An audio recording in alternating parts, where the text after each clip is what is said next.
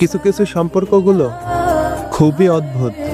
আমরা বছরের পর বছর যার সাথে কথা বলে কাটিয়ে দিয়েছি, যার গলার স্বর না শুনলে দিনটা শুরুই হতো না, আজ সেই আমাদের কাছে সবচেয়ে বড় অচেনা। কোনো বড় ঝগড়া বা বিবাদ ছাড়াই যোগাযোগগুলো কমে আসে।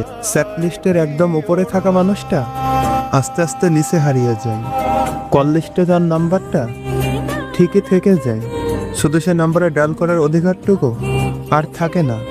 আমরা দূর থেকে তাদের অনলাইনে দেখি, প্রোফাইল পিকচার দেখি, কিন্তু আর জিজ্ঞেস করা হয় না কেমন আছো। কেমন আছো বলার সাহসটুকু পাই না, কারণ সে অধিকারটুকু আমরা হারিয়ে ফেলি এক সময়।